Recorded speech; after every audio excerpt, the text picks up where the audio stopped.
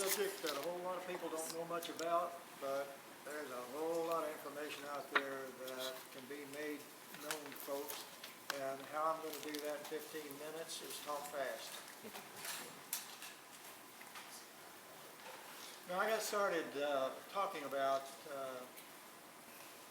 Black Indians when I was a student of Angie DuBose back in 1959. And she was my mentor then for 30 years after that, and sort of guided me into that subject. But having grown up in northeastern Oklahoma, I knew that there were people who belonged to the Cherokee Nation who were African descended, and then when I went on to Oklahoma State University, I ran into a lot of those descendants as classmates. And so it was a subject that I had lived with growing up. But anyway, the largest number of African descended people who belong to Indian tribes are those that are affiliated with 5 tribes of Oklahoma, 5 civilized tribes. And those are the ones that I've spent a good bit of time studying, simply because that was the home state and it was areas that I knew something about. When the United States decided to remove the tribes, they were insistent that the slaves and free blacks who were living in those tribal nations went with the tribe, because if you go back to the 18th century and look at travelers' accounts of so-called slavery in the 5 tribes, you find out that it wasn't chattel slavery like we think of as in the white South. It was a different kind of relationship that existed between the African people and the Indian people. And so the general consensus was in the South that the relationship between Indians and their slaves, so-called slaves, was such a relaxed relationship that these people would only be causing trouble if they were left in the South and integrated into plantation slavery in the South. So the federal government made sure that the slaves were removed with the tribes. And in one case, in the Seminole case, when some of the title to the slaves were contested, the federal government bought the slaves and took them to New Orleans and then let them come on. And when that group came through Arkansas, they came without an escort. They walked right through what's now North Little Rock and went on up the road. So we don't know exactly how many people we're talking about in removal, because all of the rosters for removal don't exist. But for tribes like the Choctaws, Chickasaws, Creeks, Seminoles, we have good lists of people. In fact, in some of the Seminoles, the family histories go back into the 18th century, because when they would ask a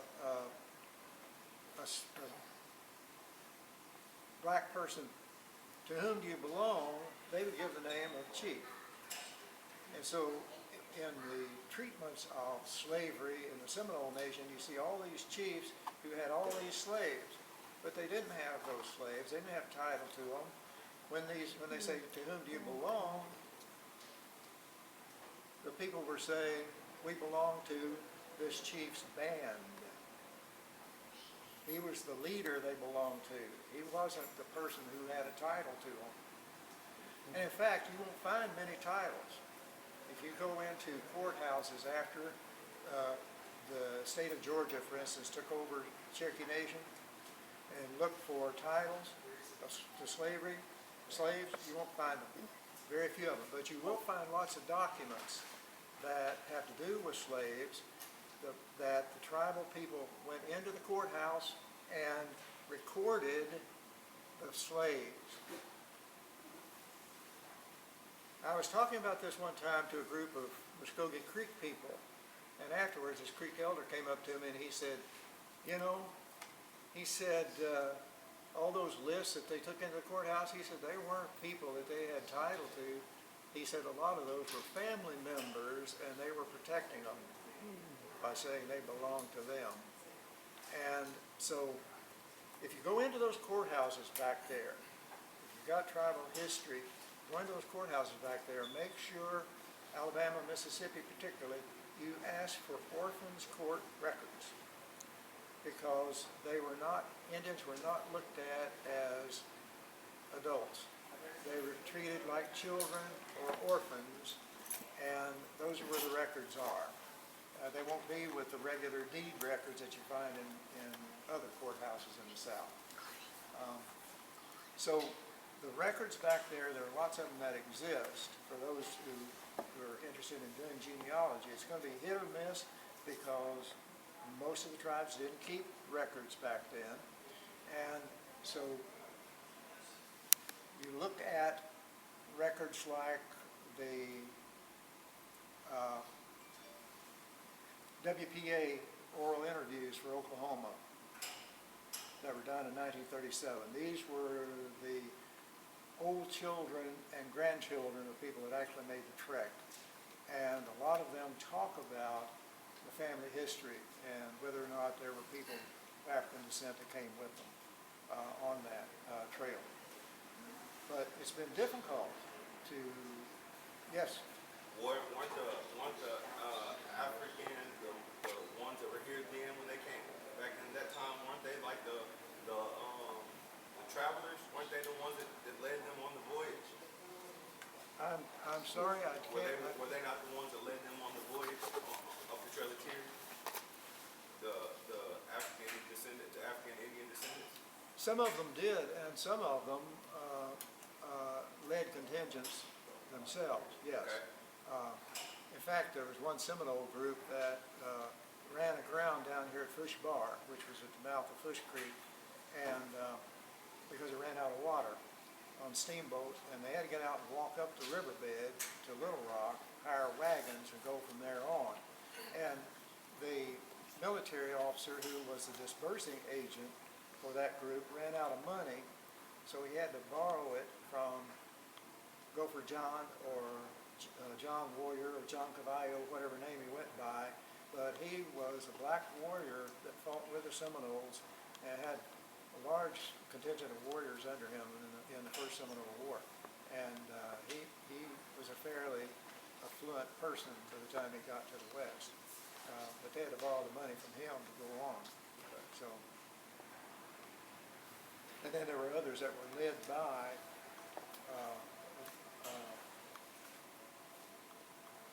Black Tustanuggies or some other office in the tribe.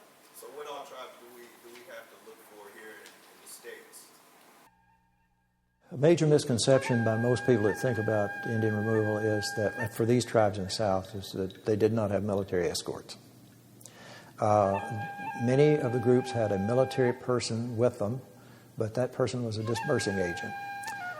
Creeks had a military officer with them primarily to make sure that the civilian contractors fulfill their obligations for providing rations and other services for the tribes. If I had to name another misconception, I would say probably the stories about people starving on the trail, because there were ration depots about every 10 or 12 miles. These were rations that were provided by either the federal government or contractors. The tribal people received the same rations that a trooper in the Army received. These were military rations. And whether the dietary needs of the people were met is another question. But at least they had something to fill their stomachs. And then they were allowed to bring their weapons, and they hunted. I know one Chickasaw group made about 35 miles in 2 weeks. And when the military, the federal officer tried to push them on, they'd move 3 or 4 miles and stop and then they'd get onto them. They'd go 3 or 4 miles and stop. And what they were doing was hunting, and providing, the kind of food that they wanted to eat rather than pork and, the kind of thing that was doled out by the federal government.